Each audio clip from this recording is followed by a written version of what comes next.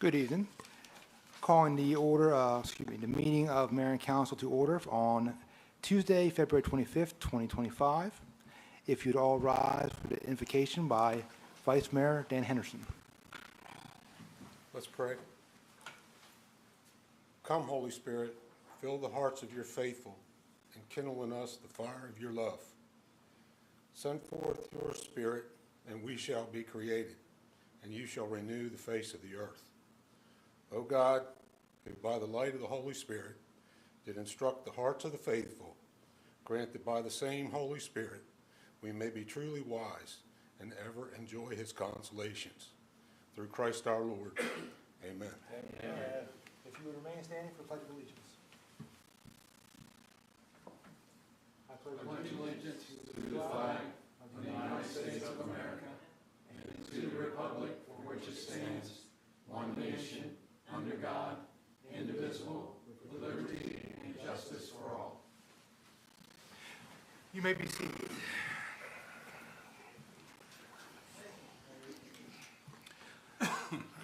Are there any changes to the agenda for tonight's meeting? No, sir, there are not. Okay. Just a reminder to council, we will have an executive session after our regular scheduled city council meeting. Next on the agenda is to approve the minutes for the meeting held last Tuesday, February 18th, 2025. You have the meeting minutes in your documents. If there are no questions, I'll accept the motion. Councilman Henderson, so moved. We have a motion from Vice Mayor Henderson. Do we have a second? Councilman Holland, Mr. Mayor, make that motion. All right, we have a second from Councilman Holland. All those in favor say aye. Aye. All those opposed? Okay, it's passed unanimously. Next on our agenda is our formal real estate tax appeals. And before we get started, I'm going to read a quick statement. We'd like to provide a little clarity regarding this evening's tax appeals. Tonight's hearings are only for properties located within the corporate limits of the City of Seaford, and appeals are of the tax assessed on those properties by the City of Seaford. We are aware there are some misconceptions and confusion that tonight's tax appeals are an opportunity to appeal the Sussex County tax reassessment.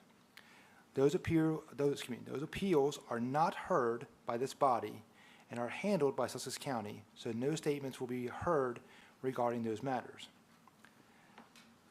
With that be understood, is there anyone here for an official real estate tax appeal? There's no one here at this time. Thank you very much. I'm going to move on to public comment. Is there anyone here for public comment? We have Dan Cannon here for public comment. Thank you. Mr. Cannon.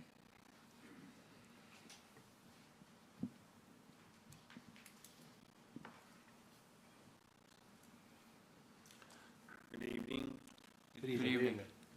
Before I begin, I would ask your indulgence for a couple of extra minutes for my public comment. I believe that taking a couple of minutes extra tonight would save us all a lot of extra time in the future. Take the time needed. Thank you. Tonight, I hope that I will be able to convince you that there are some darn good reasons that I'm here again for the second time in 2 weeks.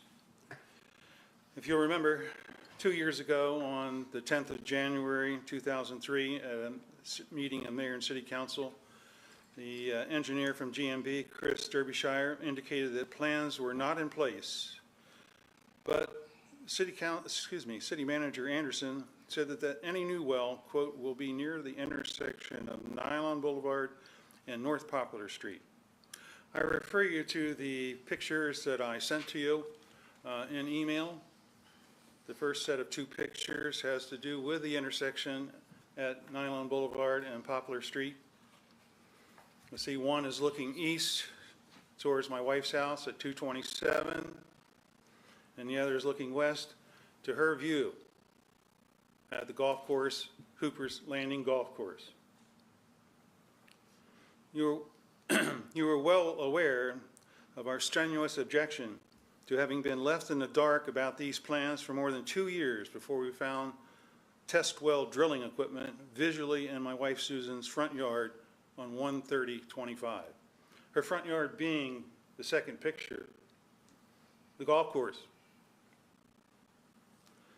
Now, despite numerous inquiries, we are still missing a crucial part of these plans. How, when, where, and why the eastern side of Hooper's Landing at the intersection of Nylon Boulevard and West Poplar was determined to be the most suitable site for the test well. And very importantly, not only a test well, but the future location of a large water treatment facility. We have no objection to water wells. We do have objection to large water treatment facility, plant. The absence of any information about this decision leads us to believe that there has been no consideration of multiple alternative drilling sites other than the readily discarded ideas of reviving the defunct Nylon and Delaney wells. In addition, from our perspective, there are clear negatives at the Nylon Boulevard site, including it's a very limited space. If we had been allowed to use the Google Maps, we could have shown you a small triangular portion of land where this proposed plant, processing plant, treatment facility is supposed to be put. Considering that the treatment plant is likely to be expanded in future years, this small plot of land is incompatible with what is being talked about. Second, it's right on the golf course. It's incompatible to that location. There are residents just to the northeast, also incompatible to not the wells, but the treatment plant. And if you look at putting a treatment plant, essentially an industrial facility, on the location of a golf course, it's just aesthetically incongruent. And last, you're going to bring traffic, truck traffic, to service this plant down a residential street. We don't want additional traffic that's unnecessary. Excuse me. But after investigation, we looked around and we located at least two, there are actually more, city-owned sites on the western side of Hooper's Landing Golf Course, along Sussex Avenue, that show what we call strong credentials to qualify for test well drilling that need to be considered. It's a second set of two photographs and then two more photographs. I'll draw your attention to those.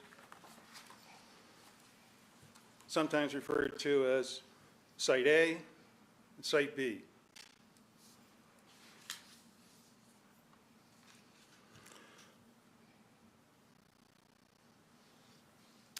Both of these sites have what we call strong credentials to be considered as the sites that should be for well drilling and the processing or treatment plant.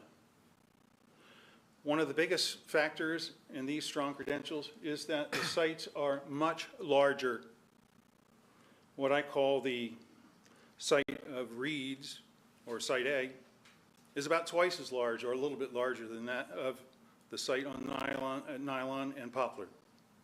The second site is almost 3 times as large, allowing for future expansion, and future expansion has been contemplated. Excuse me. No impingement from these sites on the golf course. You can't see the golf course. It's out of sight. No adjacent or adjoining homes, residences. They aren't there. We're not unaware that there is impact across the street, but if you look at these pictures, you'll see that the impact across the street from each of these sites is basically minimal. And very importantly, a treatment plant fits in much better in this situation, particularly Site B, which is where the current golf maintenance sheds are located. It would fit in perfectly there. In fact, there would probably be an improvement there. The point being that both these sites are a better, if you will, aesthetic fit than what's being contemplated in Nylon and Poplar.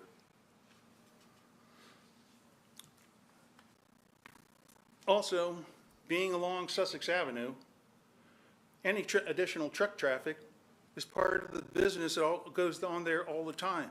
It's not a residential street, it's a business street. So there are clear reasons to pause the existing plans along Nylon Boulevard pending further clarification, as well as evaluation and review of the two West Side sites. We implore Mayor and City Council to recognize the sound reasons to enact such a pause, excuse me, and to direct the city to proceed with a test well at one of the two West Side sites.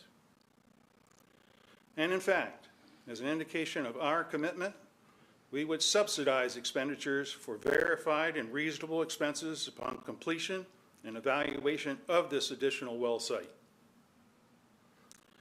In anticipation of moving the well and the treatment facility to a more appropriate location on the west side. Please let us know your intentions as soon as possible as we continue to weigh further options. Thank you. Thank you, Mr. Cannon. Thank you. Is there anyone else here for public comments? We have Susan Allen here for public comment.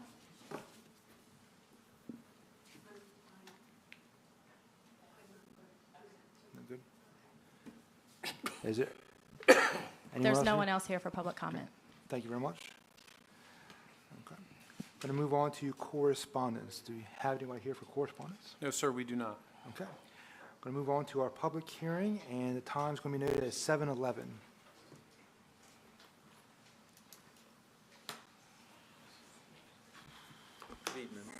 Good Evening, evening.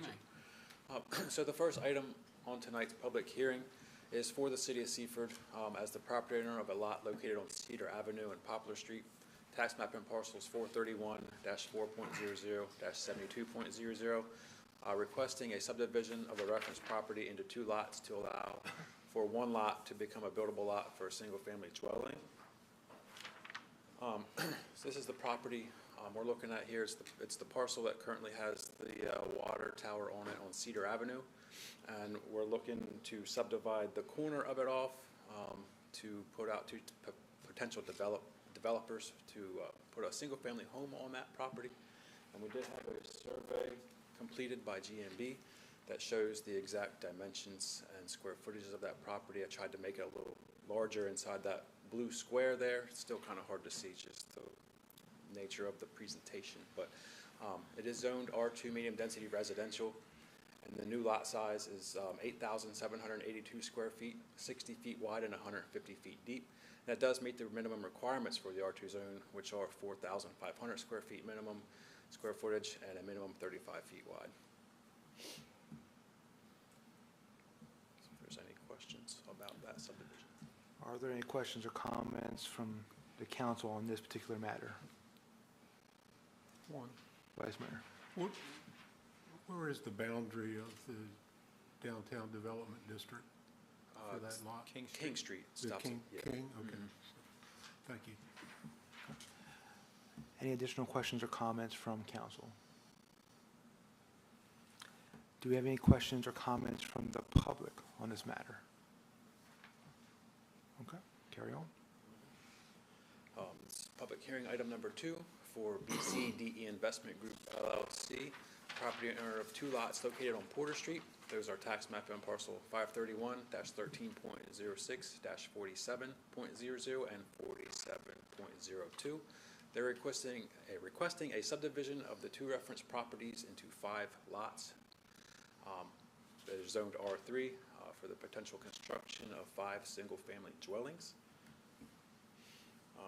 This is the parcel in question on Porter Street, kind of in between those apartments and Subway and the old car wash, vacant land right now, just grass as seen in the picture. They did submit a survey done by Siteworks and Engineering out of Harrington. They're showing 5 lots. Lots 1, 2, and 3 are all 6,115 square foot, and those are the 3 lots in the middle. And then the 2 outside lots, parcel 47 and 47.02, each being 6,115 square feet and 6,102 square feet. Each lot is roughly 40 feet wide, and it does meet the requirements for the R2 zone, which is 4,500 square feet minimum with a minimum 35-foot width, which is in the zoning code permissible in the R3 zone to develop a property using the R2 bulk regulations. If there's any questions for myself or Mr. David Ball is here representing the property owners as well. Does the council have any questions on this matter for Mr. Bailey? Any questions for Mr. Ball? Any questions from the public relating to this matter? Okay. This is the last item for tonight's public hearing. It's an amendment to Chapter 15 of the Municipal Code of Seaford to amend the code by amending Section 15-7 definitions, 15-23, the intent of division, 15-25, accessory uses, 15-25A, uses by special exception, and 15-26, area and bulk regulations. So council has seen this several times over the past month or so.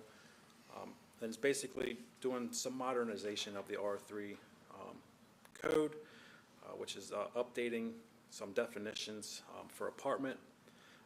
And it shall mean a group of multifamily dwellings up to 3 stories in height, designed for rental of the individual housekeeping units, having common open spaces and designed in accordance with the special requirements for such dwellings as set forth in this chapter. And then updating the definition for dwelling multifamily.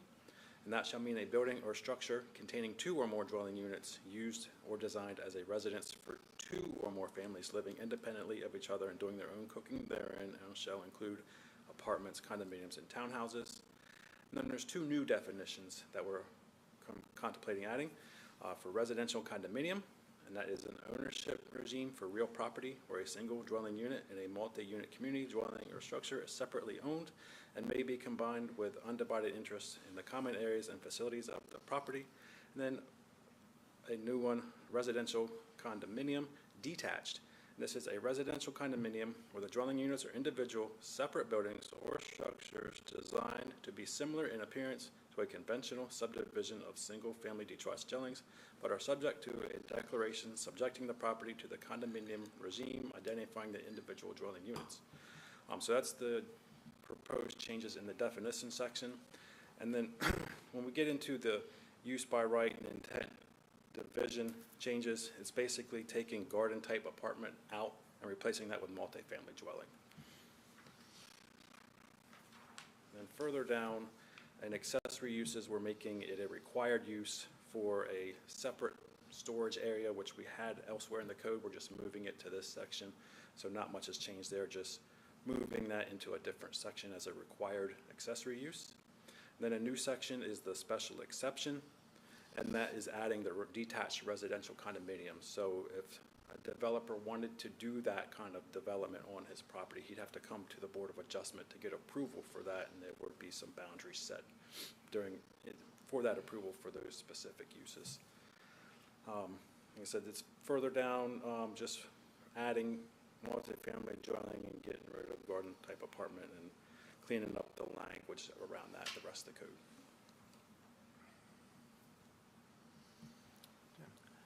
Are there any questions or comments from council on this matter?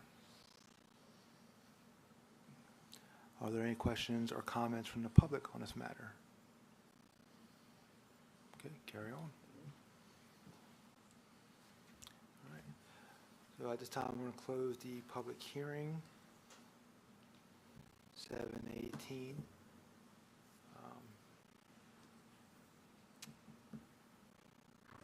And reopen the regular meeting.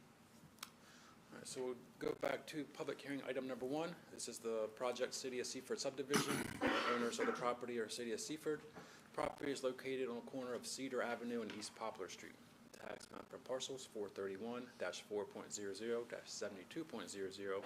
Zoning is R2, medium density residential, and we're proposing to split the existing lot into 2 lots. The new lot will be 8,782 square feet, 60 feet wide and 150 feet deep. Meets the requirements for the R2 zone. Those are 4,500 square feet and 35 feet wide. Planning and zoning did make a favorable recommendation for approval to council at their February 6th meeting.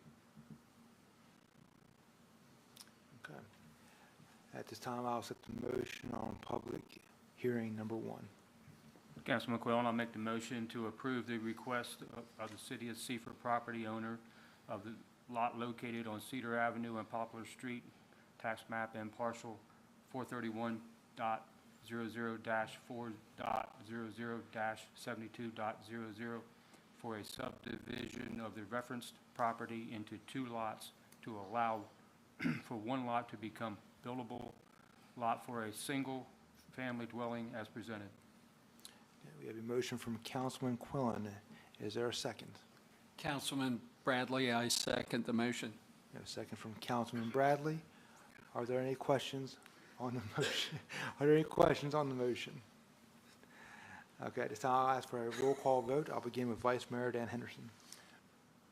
I think it's in the best interest of the city of Seaford to subdivide this lot and put it to private use and private benefit. So based on the findings of facts, I vote yes. Okay. Councilman Holland, I vote yes based on findings of facts. Councilman Bradley, I vote yes based on findings of facts. and Councilman Quillen. I vote yes based on findings of facts. Okay, passes unanimously. Thank you. So the second item, findings of facts of the BCDE subdivision. The owners are BCDE Investment Group LLC. Property is located on North Porter Street. Tax map and parcel 531-13.06-47.00 and 47.02. Current zoning R3 high density residential. They're proposing a 5-lot subdivision. New lots 1 through 3 are 6,115 square feet. The remainder of parcel 47 is 6,115 square feet. The remainder of parcel 47.02 is 6,102 square feet. Each lot is 40 feet wide, and they do meet the requirements for the R2 zone, 4,500 square feet and 35 feet wide. Planning and zoning also made a favorable recommendation for approval at their February 6th meeting. Okay, at this time, I'll set the motion on item number 2. Councilman McQuillan again. I'll make the motion to approve the request for BCDE Investment Group LLC, property owner of 2 lots located on Porter Street, tax map and parcel 531-13-06-47-00 and 47-02 for a subdivision of the 2 referenced properties into 5 lots zoned R3 for the construction of 5 single-family dwellings as presented. We have a motion from Councilman Quillen. Do we have a second? Councilman Holland, I make that motion. We have a second from Councilman Holland. Are there any questions on the motion? If not, at this time, I ask for a roll call vote, beginning with Vice Mayor Dan Henderson. After multiple failed attempts to develop this property and submission of sketch plans, I believe it's in the city's best interest to allow this, so I vote yes based on findings of facts. Councilman Holland, I vote yes based on findings of facts. Councilman Bradley, I vote yes based on findings of facts. and Councilman Quillen. I vote yes based on findings of facts. Okay, passes unanimously. And on to number 3. That's kind of the old business tonight. Yeah, we'll handle that under new business. 10-4. Thank you. Okay, we're going to move on to new business number 1.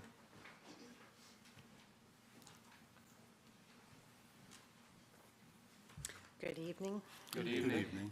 All right, so you have in your council packets a policy that we're bringing forth, recommending for approval. This is a personally identifiable information privacy policy, otherwise known as a PII privacy policy. Part of the reason we're bringing this forward is just mostly just for good governance and protecting people's information, but also in recent times we've had several federal grants that are requiring us to have these types of policies in place. So in order to be able to submit for those grants, we have to provide this documentation that we have the policies. So the purpose of this policy basically is to establish guidelines for the collection and how we use people's personally identifiable information. And so Who this applies to, it would apply to all City of Seaford employees, elected officials, contractors, and third-party service providers who handle or have access to the PII. And it doesn't matter whether it's electronically or in paper form. And so really, the other piece of this is, what is PII? It can be any information that can be used to identify an individual. So that can be anything that has their name on it, their social security number, their address, phone numbers, date of birth, any of that kind of information. During the process of collecting this information, we would only collect it when it's absolutely necessary to provide a legitimate business purpose, to provide services to our customers or constituents. And then we would only use it for purposes directly related to the business activities of the City of Seaford. And how we would protect this information is we would take the following measures to ensure that this information is secure. So we would restrict access to that information. We would put in safeguards. We have different things in place, such as encryption, firewalls, secure servers, and just access protocols. We would provide regular training to our city employees so that they know what to do with this information and how to protect it. And we would just have to also, from staff, we would have to audit it from time to time to make sure that we're providing a safe environment. So that's kind of it in a nutshell. You have a copy of this in your board pack, or your on board. So if you have any questions, be happy. Are there any questions from council on new business number 1? Vice Mayor. I apologize for not thinking of this sooner, Okay. that the question could be posed, but it just did occur to me. What about biometric data? Retinal data, fingerprints, DNA? I don't see that mentioned here. We don't, at this time, we don't collect that information, but I guess, we could always modify this policy to include that. I'm not going to say that we would never. Yeah, any It blood depends on- draws that we yeah. would do at the police department are done at Nanticoke Memorial Hospital as an example, so they would follow all their protocols. We would have to get whatever court orders. But yeah, at this time, you're correct. As far as I know, we don't do any fingerprint gathering, retinal scans. Now, you bring up an interesting point. Somebody might That go could to occur. biometric entry That's, yeah, with a thumbprint, or right, right. who knows? It could be a retinal scan at some point to get in the building, or to get access to Right. sensitive information inside, like on Yes. the IT room or something like that. Like I said, we didn't consider that, I guess, because we don't currently do that, but we certainly can edit this policy to include that. I would hope that you would consider it, Yes. if not now, then when the That city technology. gathers the technology to do it, which I don't think is very, very far away. Right. Yeah, I don't think it will be. That'll be a whole new world. Okay, I've made a note of that. We'll- Are there any additional questions or comments from council? Okay. Thank you. Thank you. And move on to old business number 1. Can I ask a question before we move on from this? We do have a grant that's pending that the chief has teed up.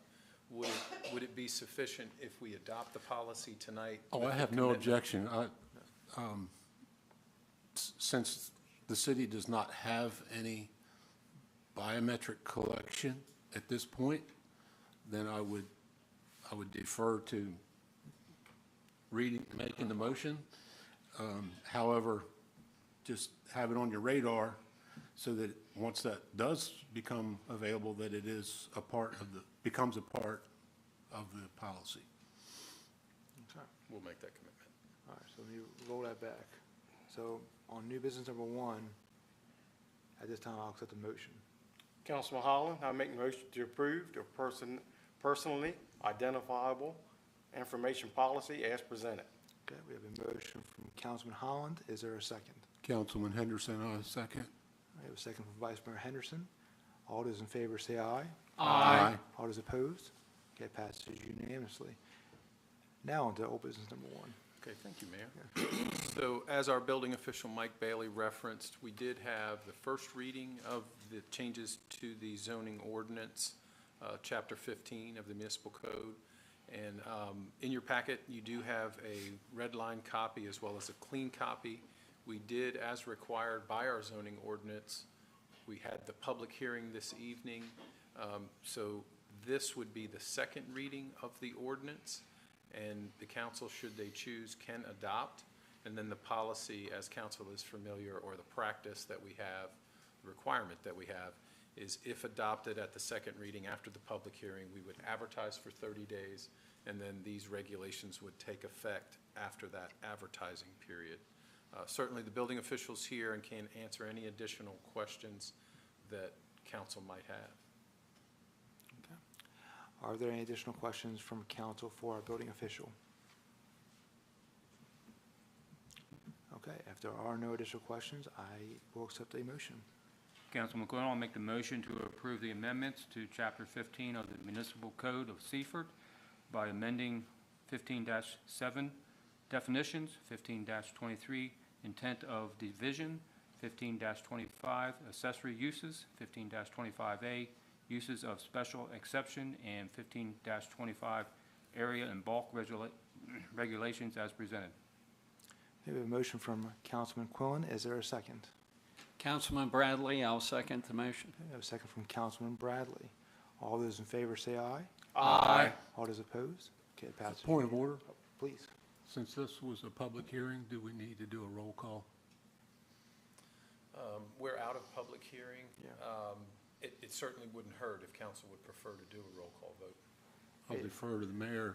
It was a part of the public hearing earlier. Just to ensure we're within protocol, I don't think it's going to hurt anything, so let's go ahead and do that.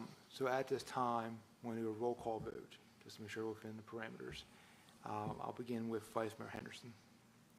I vote yes based on findings of facts. Okay, Councilman Holland, Yes, based on findings and facts. Councilman Bradley, Yes, based on findings of fact. and Councilman Quillen. And yes, based on findings of facts. Okay, passes unanimously. Thank you for indulging me. All right, I'm going to move on to reminder of meetings. So just a couple, we have the SCAT meeting Wednesday, March 5th, 2025. It's 6 p.m. start at Bear Trap Dunes, Ocean View, Delaware. If any members of council have not signed up with the city clerk, please see Beth Stewart, and she'll assist you on getting you signed up for that. And then we have the city municipal election, Saturday, April 19th, from the hours of 7 a.m. to 3 p.m. Eastern Standard Time. We do have one council member for a 3-year term up for election. Councilman Orlando Holland has filed for re-election. This Friday, February 28th, is the registration deadline, so it's approaching quickly. That's all I have, sir. Be here before you know it. All right, going to move on to our liaison reports. The Public Works and Wastewater Treatment Facility report has been submitted by Dr. and Councilwoman Stephanie Grassett in your packet. I'm going to move on to our Police and Fire report, and Vice Mayor Dan Henderson. Thank you, Mr. Mayor. To complete reports from Chief Wilson and Chief Kraft. Fire statistics for the total for 2025 is 208 calls for an average of 3.7 calls per day. February calls are at 76 as of yesterday for an average of 3.1 calls per day. EMS statistics are 598 calls total for 2025 for an average of 10.8 calls per day, and 196 calls to date for February for an average of 8.1 calls per day. You'll see a list of significant incidents, 4 of which were in the city and 1 out of the city. The 1 out of the city was for a motor vehicle crash into a residence with entrapment, pardon me, 3 cooking fires, and 1 carbon monoxide incident. All those 4 incidents were in the city. Apparatus status, all apparatus are in service except for the new ambulance 87, which is being outfitted with gear. The last training was on February 19th. It was a course on thermal imaging cameras, and that was conducted by the Delaware State Fire School. Pardon me. 23 members attended. The next training is Wednesday, March 3rd, where there will be firefighter Mayday training. The next, you'll see a chart of the cumulative numbers of hours of training and total of man hours for all training. Under EMS, as I stated before, new ambulance A87 is at the graphics vendor and is still awaiting damages to be repaired on the roof. Well, I'll take a little bit of time. It's a brand new unit, and upon shipment and delivery, the department discovered that there was damage to the roof, so it has to be repaired. It has to go back for some repairs, so it will be a little bit of time before it gets commissioned for service. Career fighter EMT Elena Straits has completed her EMT FTO process, and she's allowed to act as a full EMT. So if you encounter her, congratulate her on her progress.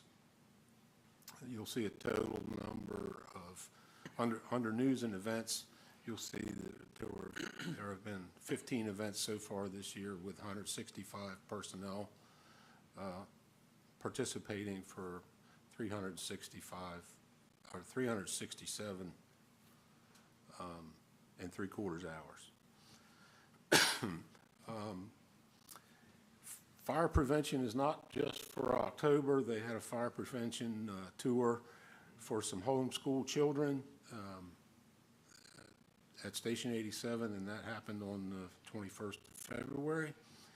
The annual Seaford Volunteer Fire Department Toy and Train Show was held this past Saturday, and by all accounts, they said that it was very well attended, so we thank the community and others who banded together to make it such a great event.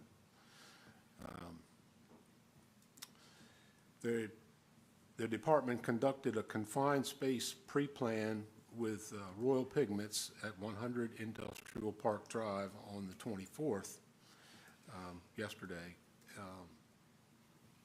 So that was just a walkthrough for an upcoming project. For those of you that don't know, which I did not yesterday, that Royal Pigments and the other name? Brainerd Chemical are at the former BASF site, operating there, and I applaud their proactiveness for emergency planning there. Moving on to the Seaford Police Department, you'll see the full chart with the columns of incidents and complaints historically, and the year-to-date column for 2025. Under all crimes, moving down, there were 134 total crimes with the distribution there that you'll see there in subheadings below. The total clearance rate fell over the period. The previous period was 88%. This period it's 85%, which is still well above average, but there was an increase in pending inactive cases that's dropping that clearance rate. There were 14 complaints ranging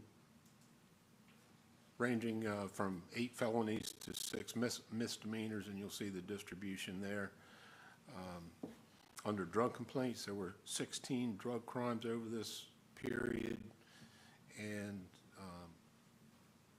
15 adult arrests and 1 prosecution decline. I'm encouraged that there were no juvenile arrests during this period or the previous period. Under traffic, 177 traffic contacts, 144 citations and 24 warnings. There were 5 DUIs during this period, 2 were crash-related. Under crashes, there were 31 crashes, no fatalities. There was 1 injury accident, and I think that that involved a hit and run, which would be listed down below. There were actually 2 hit and run accidents. 1 involved a personal injury, and 1 was on private property. No bicycle or pedestrian accidents during this period. You'll see a chart on Crime View, a little snippet from the Crime View showing the most days active and the times of day that the activity was the greatest. For those of you who find this a little bit small, once you open it up in the document, it can be expanded, so you'll be able to see the numbers and the distribution much easier. There's a list of significant events listed below. I will draw your attention. We've had a spate over the last 2 or 3 periods that I've been doing reports. On February 21st, we had another counterfeit bill, a report of another counterfeit bill, along with counterfeit coupons. She put her name on it. Yeah. Oh, she put her name on a coupon. That's how they identified. Okay. She left us her name. She, not only did she pass a counterfeit bill, but she left the receipt. So she wanted a discount too. So that's that's double dipping. So there was a vehicle pursuit during this time, which ensued from Arch Street, and it continued. However, it was called off because it was crossing into Maryland, and so they broke off the pursuit. The vehicle owner later reported it stolen, stating she had left the keys in the vehicle and last saw it around 9 o'clock.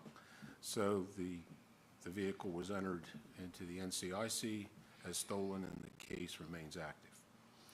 You'll see administration's activities through here, which are numerous. Under community events, the HELP initiative is still has the ongoing Food On program that a lot of officers are participating in, and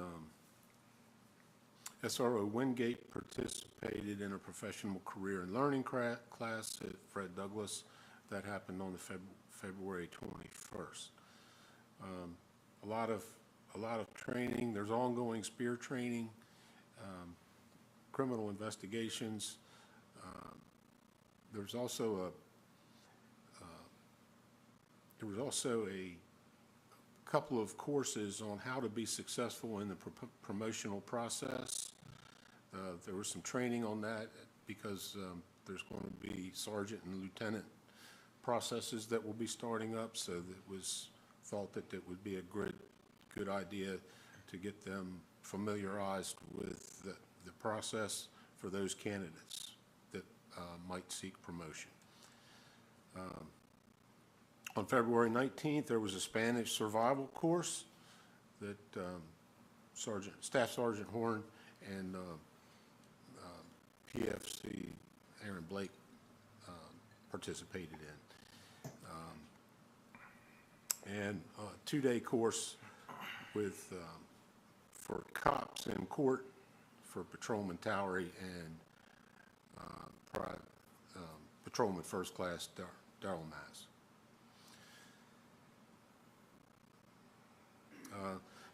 We have some candidates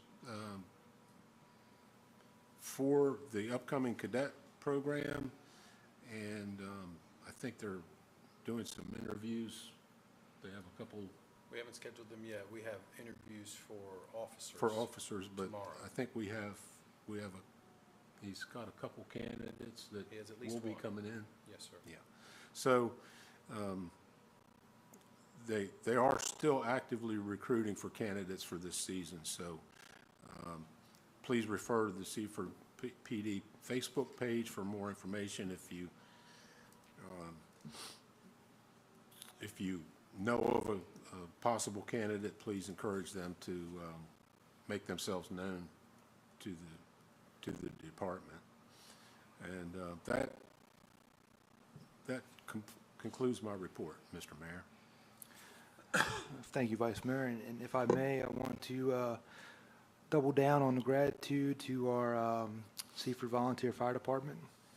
The McCoy children and myself were in attendance for the train show. Always a good time, look forward to every year. It was a packed house, the parking was around the block. And it was a good time, and just thank you to everybody who volunteered their time, and the Women's Auxiliary were there, and so it was a really fun day to see a lot of people having enjoying themselves, so we appreciate it. Yeah, I did miss the show on Saturday due to a previous engagement.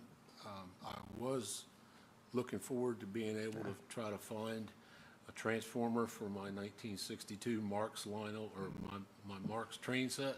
I'm looking for an original transformer to make it complete, but I missed the boat on that one, so I'll have to wait till next year. Well, maybe somebody's listening right now, and take care of you. We'll see how that goes. I'm going to move over to administration and Councilman Orlando Holland. Thank you, Mr. Mayor. They attended the Gorseforth meeting, and they met with DMAC Executive Committee and Board, and also with the Finance Committee.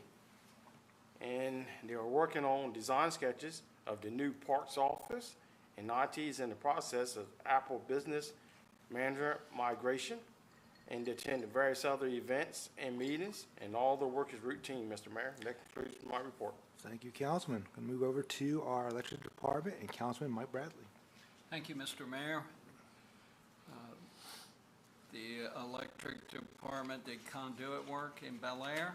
They worked on lights in the senior center parking lot, did monthly substation checks. Greg began working on annual evaluations. Happy, happy, joy, joy. This past week was Polar Week for the guys. They replaced one on Harrington and one on Hall due to the storm, and number 3 was replaced on Dover Street as a result of an accident. Greg and Mike attended a quarterly safety meeting. Greg and Bill worked on fiscal year 26 budget. And I might add, I mentioned at the last meeting how essential the electric department is to Seaford. The Dover Street pole was replaced Sunday with Bill's assistance. Really shows everybody's dedication to our city. Respectfully submitted. Thank you, Councilman. And certainly not last, not least, Code and Parks Recreation and Councilman Alan Quillen. Thank you, Mr. Mayor. I'll start off with the Code Department. Year-to-date, we've had 86 permits issued, which is actually 21 more than 2 weeks ago. So definitely seeing a lot of improvement into the city and people asking for permits and to do renovations throughout the city. That's good to see. Also, rental license late fees have been sent out. Rental inspections, routine inspections, violation inspections are all ongoing. Some of the projects still occurring into the city would be Muirfield 1, Phase 3, which looks like it's almost completed there, but there has been 31 more permits issued for Phase 4 into Muirfield. Bel Air is in their last section of doing construction there, so there have been 7 new permits issued there. Still no nothing to report on the Western Sussex Business Campus. Definitely a lot to report on to at the Nylon Capitol. Definitely the community bank, it looks like it's coming near to an end, be finished and completed, and hopefully have a grand opening sometime soon here in the near future. Also back onto the Bright Bloom facility back there. They're making a lot of renovations done there, and also to where the old grocery store was. They're still working on that location to be called the mill there. The site work on stormwater has been mobilized there, so that's progressing good too as well. I do want to say another thing, since we have Mr. Bailey in the room this evening. I want to thank you very much for you and your team for what you do. You definitely, I mean, you have a lot on your plate with inspections and keeping all in for that, and you, right now, we're almost 100% on getting all of our fees done too, so congratulations to you and your team. Thank you very much for what you do. Okay. Move over to Parks and Rec. Completed snow removal at several locations throughout the city. Completed repairs on a utility trailer and servicing of the mowers, getting ready for the spring, as we all dealt with today. That 60-degree weather felt fantastic out there today. And completed repairs to several picnic tables throughout several parks. Completed week 5 and 6 of the youth basketball, and championship games start this weekend. Actually, there's one tonight and tomorrow night as well. So if you are a little basketball fan, and if you want to go out there and watch some kids play some basketball, tomorrow night at middle school, 6 o'clock. Youth soccer has closed its registration on Friday the 21st, and we have 210 kids. That's a not large group of kids. That'd be 4 different age groups that they have. Waiting on bids to be returned for the Riverwalk railing project. Working on all details for the men's spring slow pitch lift. Working on several projects to be reviewed for fiscal year 2026 budget, and also working on the wonderful department evaluations. Completes my report, Mr. Mayor. Thank you, Councilman Quillen.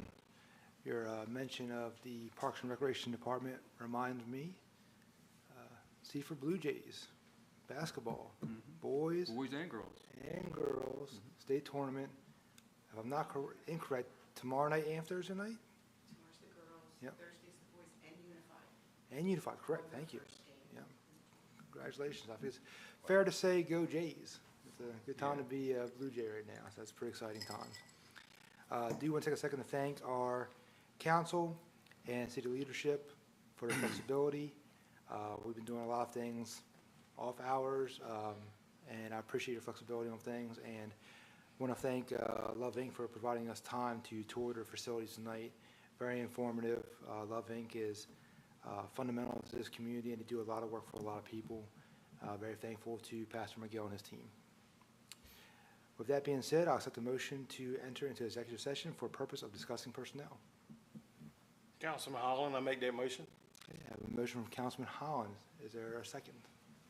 Councilman Quillen, I'll second. Second from Councilman Quillen. All those in favor say aye. Aye. All those opposed? Okay.